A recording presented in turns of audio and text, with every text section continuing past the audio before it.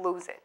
If Yes. you lose it, you lose control of yourself, your thoughts, your actions, your reactions, and fear sets in, and fear is demonic. Yeah, okay? That's right. It's the opposite You lose. of faith. Exactly. And you lose. That's right. At that point, you lose. You lose or So, automatically yeah. lose. So you don't want that to happen. So, you have to realize that the Lord is going to give you direction. Just open yourself up to Him. Ask for that Yes. inner peace and serenity that you need to get through what you have to get through. It's so important that you realize that I'm not here to tell you not to do chemotherapy or not to go to the doctor or not. I did what I was told to do by the doctors. The only thing that I didn't do until I got definitive news, and couple that with prayer. That's the only time I moved on anything. So that the only reason why I'm here is to tell the audience that you really need to pray. You need to have faith. Get yourself into a church. Surround yourself by fellow Christians. Have people praying for you in the background so that when you're weak and you're down and you're depressed, they're still there backing you. And that word is getting up to God. My 8-year-old said to me, and kids are, and she's very, very versed, my child.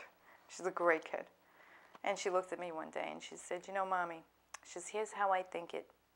She says, you say your prayer, and then Jesus takes that prayer and He runs all the way up the mountain where God is, and He gives him that prayer. And then He comes all the way back down. That takes a while. She said, that's why God doesn't answer prayers right away. And I looked at her and I was like, where did you get that from? Oh, I am a good mommy. No, seriously, that's true.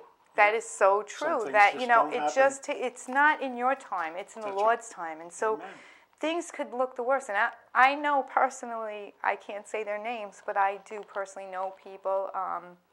One particular person in my mind who is a family member, I love her dearly,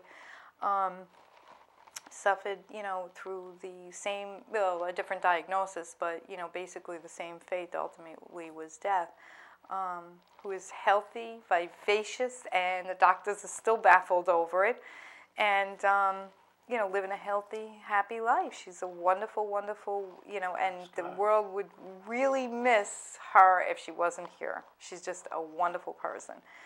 And so I know, and she did exactly what I did. And, she gave it to the Lord. She did what she was supposed to do, to eat healthy, do the right thing, and juicing was, a big thing too. And, like I said, thank the Lord for my Aunt Linda, because if it wasn't for my Aunt Linda, probably wouldn't even be here today speaking to you. Prayer. Right, exactly. But, the Lord saved my life so many times. And, again, it goes back to who's praying for you, and, who's putting you in the Lord's face on a daily basis. And that is really important. It's so important. So, not just for yourself, but for your children, for your family members, for your loved ones. You have to do that for them. It's so important. It's so important because not every day are we, or in every circumstance, are we always able to, in an instant, say a prayer. Off the top of my head, I could think, a car accident. Okay? You don't know who prayed for you before that, so you were a couple of seconds just before that car accident. That's right. And so somebody, got stuck on the LIE, or there was